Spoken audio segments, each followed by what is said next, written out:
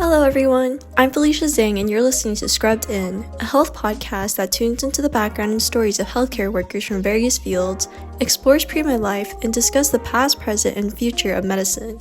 Scrub in with us to get your daily dose of insight and knowledge. Hello everybody, welcome to Scrubbed In. My name is Felicia Zhang, and today we are with a very special guest, Dr. Freeman.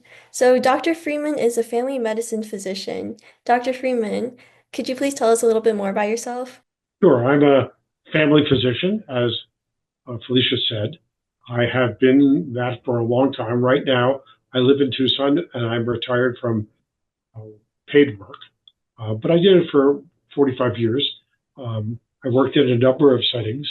I did my residency at Cook County Hospital in Chicago in family medicine, which was called family practice then. And then I came to Tucson as part of the National Health Service course. They had paid for a couple of years of my medical education, and that was a good deal. So I got to come and work and get paid, working with underserved populations, which was my goal anyway. I could talk more about that in a minute. But after I did that, I went back to Chicago. I did that for 2 years, and then I stayed in Tucson another 2 years, including doing a fellowship at the University of Arizona in what is called faculty development, training people to become medical faculty. Because as many people who have done medical school know, there's really no training in being a teacher or an educator in medical school. In some ways, it's kind of odd because you need to have education classes to be an elementary or high school teacher. But once you get to higher education in college, none of that is required. And certainly in professional school, like medical school, it's not required. I did that fellowship, and I'll talk more about that in a minute too. And then I moved back to Chicago and worked at Cook County Hospital as an attending physician for about 14 more years. Mostly that's where my children were raised. And after that, I moved to San Antonio, Texas, where I worked as a residency director and then interim department chair at the University of Texas Health and Science Center at San Antonio in family medicine. And then I moved to the University of Kansas in Kansas City, where I spent almost 15 years as the chair of the Department of Family Medicine there. I liked Tucson a lot. I had family here. I didn't have any in Kansas City, so moved back here about 8 years ago in retirement, and I've enjoyed it. So I decided to talk about a couple things. One is that I went into medicine in order to take care of what we might call underserved people. And sometimes we use double negatives and we say, well, there are not underserved people. But a double negative is a positive, so it really means those people are served. So those people already have doctors. So it didn't seem to me that I would be making much of a marginal benefit to society if I just took care of people who already had plenty of access to doctors. That started when I started my residency. It was the reason that I chose Cook County Hospital, which was the public hospital in Chicago, and cared for the poor and uninsured and underserved in that city. And I felt like maybe I was making a difference. That's what I wanted to do, and that's what I did do. Even when I moved to Texas and Kansas, both universities, they still were largely taking care of underserved people. The University Hospital at the University of Texas Health Science Center at San Antonio is the public hospital in San Antonio. University of Kansas Hospital is not the public hospital in Kansas City, Kansas. Oh, did you go to work at the University of Kansas in Kansas City, Missouri? No, that's why it's called the University of Kansas. But very close. And that's why I didn't mind at all. In fact, I was pleased to work for the National Health Service Corps. For those of you who are in Tucson, I worked at El Rio Neighborhood Health Center, which then was at one location on West Congress Street, not 47 like it is now. But it was a good place to be. What was your favorite place to work at in your career? It's hard to say because I was different places in my career as well. I really liked working at Cook County because it was really where people had the greatest need. Although we worked at Cook County Hospital, family medicine also had community-based clinics in underserved communities, and one in Chicago's African-American community on the south side and one in Mexican-American community on the southwest side. And I saw patients at both of those places, and for my continuity. I believe that when I heard Dr. Shapiro, she said she always wanted to be a doctor. Well, I didn't always want to be a doctor.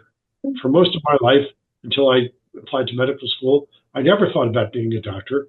I was a government major in college, and I never took any science courses, which probably is lucky because I took later on in a program to prepare for medical school once I had made the decision to be a doctor. And with that motivation, the fact that now I knew what I wanted to do, I did much better in those courses than I probably would have otherwise.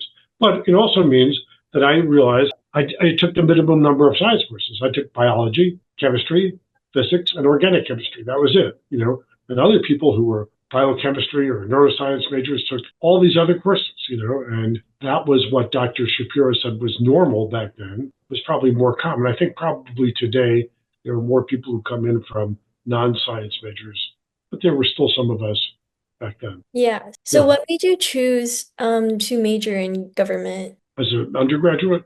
Yeah. Well, it was in the 1960s. Government is the college that I went to. That's the name of the department that in most places is called political science.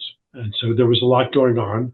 The Vietnam War was going on. I wanted to know about what was going on in the world and understand in greater depth the issues of Southeast Asia, which happened to be a field of expertise by a number of faculty at the college I went to. So they had really good Southeast Asian studies and Asian studies departments. So I was interested in what was going on in the world. I guess that's why I majored in government. Didn't make that a career. At some point, I was living in another city in Boston, actually, and I thought maybe I should get a job. I applied for a job because I saw it advertised as a nurse's aide at one of the hospitals in Boston. And when I went there, they said, "No, you can't have this job. You're overeducated. You have a college degree." What? I don't know if that would happen now, but that's what they said. And so it made me start to think about if I wanted to make a difference in people's lives, making a difference in their health, maybe I should think about medical school. I thought I was smart enough to become a doctor. I mean, I knew other people who had been pre-med. They didn't strike me as particularly smarter. They seemed to me to be particularly not well-rounded, most of them, spending all their time studying rather than doing any of the other things that there were to do in the world in college. I don't really include drunken fraternity parties. I wasn't a fraternity party person. I said, people will always need doctors. People will always get sick. People will always have injuries. And so I think if I get skills in that area, I might be able to help people whatever happens in society. I was hoping for a change in society, perhaps a revolution where we had a society that was sort of the opposite of the one that we seem to be moving toward now, where everything is for the richest, and we are abandoning programs that benefit not only poor people, but regular people. We're firing government workers. I think it's just look at what's happening currently, and completely the opposite is what I think should be happening. So, one of the things, maybe one of your previous speakers talked about this. We seem to think, maybe part of it was my age, when I was young, but that the world moved linearly, that things were better. My parents were working class people, but they were better off financially than their parents were. So I was going to college and going to become a professional. And the world, we conquered fascism and Nazism in World War II, which seems like a long time ago now, but the war only ended a few years before I was born. My father was in that war. It colored a lot of my generation. Almost all of our fathers or parents were in that war. And that's what we thought was happening, that the world was getting better.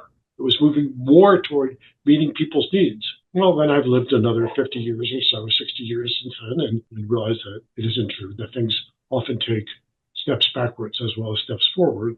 We're really in a backward step place now. Anyway, that's why I became a doctor, is to help people. And it also is why I became a family doctor. I had never heard of family medicine when I started medical school.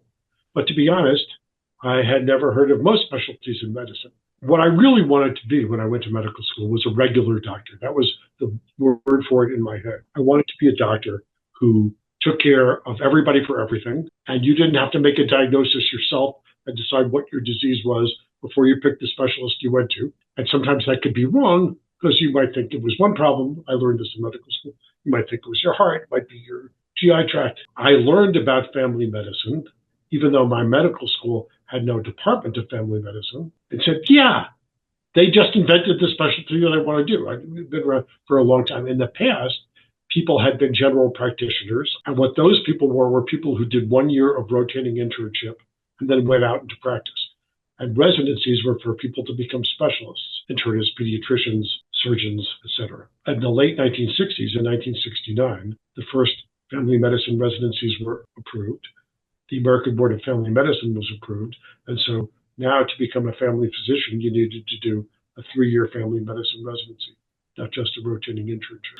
So in looking back, I thought it had been in place for a while, but I was one of the earlier classes. The first residencies were established in maybe 1967, but only a couple. And there were a number in 1969. I started my residency in 1976, so it wasn't that much later. And I still think that that was the right thing to do. I totally agree with you that family medicine is extremely important because it's very generalized and you can take care of anybody of any age. But why do you think it's one of the least paying medical specialties in the medical field? Because politics. Sometimes you're employed and your employer gets that money and you get a salary, and then they harass you to see as many patients as possible to make as much money for them as possible. But ultimately, how much money is paid comes down to how much different specialties are reimbursed for what they do. Medicare sets rates for certain things, and almost all insurance companies use those as the basis for their rates. In the past, they used to pay more than Medicare, like our insurance company pays 1.5 times what Medicare pays, or 1 or 2 times what Medicare pays. Maybe now it's less than that, usually not less than Medicare pays, but not 2 times. But that means that whatever Medicare's rates are drive the reimbursement for everything else. So how does Medicare decide what it pays? Well, it has the authority to do this Center for Medicaid and Medicare Services, known as CMS, but a group of people called the RUC, which is not a government agency, advises them on how to do this. And the members of the RUC are physicians, and they come from different specialties. And shockingly, they all think they should get paid the most money. And there are very few primary care doctors on the RUC. So you basically have a pie. There's this much money for Medicare, and we have to divide it up somehow. So how many complete physical exams that a primary care doctor does is worth 1 gallbladder surgery?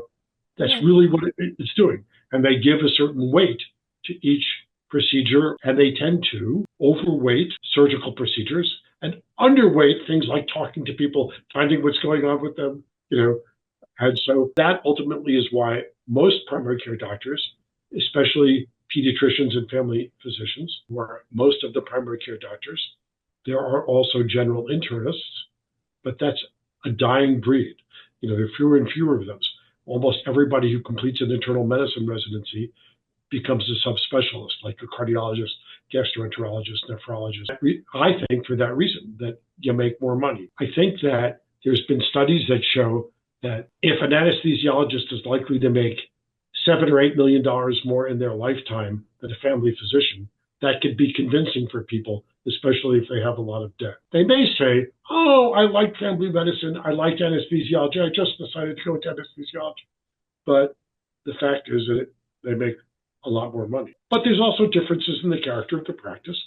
Anesthesiologists don't spend as much time talking to their patients, or more importantly, listening to their patients.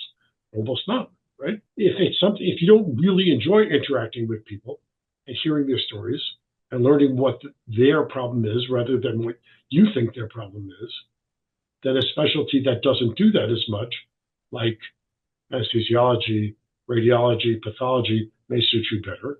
If you like interacting with people and you want to make them be active participants, if not the leaders of their own health, then you're more likely to enjoy a specialty that's in primary care. But it's all artificial. There's no godsend that says neurosurgeons should make more than family physicians. In fact, in some countries, this is a true story. I was in Denmark. I went there for a conference, and I wanted to meet some family physicians. I met an academic family physician who did research at a university, and he took me out to his wife's practice. She was a practicing family physician in a rural community in Denmark. And at some point, he said something about his children, and his daughter was married to an anesthesiologist. And I said, you won't have to worry about her. They'll live fine financially. And he looked at me very seriously and said, No, in Denmark, family physicians make more than anesthesiologists. Hard to believe if you're an American, right? Yeah. But it's also hard to believe if you're an American that in Denmark, everybody is covered just by being in Denmark for all of their medical care, 100%. Or, in fact, in every European country, there's single payer, 100% comprehensive health coverage. Even though you know something to be a fact, it's hard to get out of your own cultural background to believe it. But there, the decisions are made that we need primary care doctors, we need family physicians, we don't need as many anesthesiologists. We want to encourage people to do that, so we pay them more. I still think that family medicine is most important, and we have a skewed balance of family medicine or other primary care to include pediatricians and general internists and general nurse practitioners, family pediatric. We should have about 50% primary care doctors and 50% all of these specialties put together. I'm not saying they're not important. I think as a family doctor, you see everything, you take care of everything, but you can't take completely care of everything. Very rarely do, the old days when I was training, there were still family doctors who did surgery, but they don't do major surgery. We still do a lot of office-based procedures, and it's one of the things that is different than a lot of general internists. We were trained to do that, so we do a lot of skin excisions, biopsies, sigmoidoscopies, IUD insertion. So we need to have people to refer to, and I would say the problem is we have too many of them. So people decide first, oh, I'm having a heart problem, I need to go to a heart doctor. Well, it turns out maybe they're not having a heart problem. And so not only is it's more efficient and effective to have more primary care and fewer subspecialists, because then the subspecialists get to use their time more wisely and more effectively because somebody has been referred to them by another doctor who says, I think this is something that you can do effectively. If I have chest pain, it could be that I'm having heart disease, or I could be having reflux, or I could strain my muscle lifting weight. If I decide that I have heart disease and choose to go to a cardiologist, the cardiologist says, he does this exam, he does all his tests, costs a lot of money, he bills a lot, and he did an EKG, and maybe he did it, and then says, you know what? I think you have reflux, acid reflux. If I go first to a family doctor who takes my whole history, does an exam, and says, I think you have heart disease, I'm going to refer you to the cardiologist's time is used more effectively. If we begin to think of things in terms of society rather than just an individual patient and just an individual doctor, how's the individual doctor doing? Well, maybe the doctor doesn't mind. I get to bill just as much and do as many tests, and people, and I don't have to worry about them because they all have acid reflux, heart disease. But I don't think most cardiologists think that's a good use of their time, and I hope not. And they have a much more likelihood of having a positive effect on somebody who's been referred by another doctor who thinks that they have something in their area. Does that make sense? Yeah. People should pursue their passions. This is what I'm going to say. People should pursue. A lot of people say you should do what interests you. I don't know if they say it to undergraduates in pre-med, but they say it to medical school. You should do what you have. People do much better when they have a passion for something. But what I would often say to medical students is just a little bit. Think about why you went to medical school. If you want to make the world a better place, not just what you like doing most, but a little bit, think about what's going to benefit your community the most. Your community defined however you want to, whether it's the place where you live, the place where you plan to practice, the community that you come from, the people who are like you. Think about that. What does your community need most? It shouldn't be the only thing that makes your decision. And as I said, if you're passionate about something, you'll do better at it. But consider the whole and not just yourself. And I hope that they get to the point where primary care doctors are making 70% of what specialists make instead of 30 or 40%. I think that would be enough to get people who wanted to do primary care, who wanted to do family medicine, to not decide to do something else just because of the money. I agree. If you could go back in time, what would you change, or if you would change anything? No, I think I made good decisions. I worked as I wanted to work with underserved populations at Cook County and community health centers and in public hospitals and in community-based practices. I really had a passion for learning and teaching, and so I did that. I also seemed to think that for some reason I had some skill in administration, and this is going to sound funny, but the best reason to be in charge is because somebody else isn't. And you may disagree with me, but I think I'm trying to do the right thing for people, patients, my faculty, the residents, the students, and I'm not just self-centered. And at least it keeps the obviously arrogant people out of that position.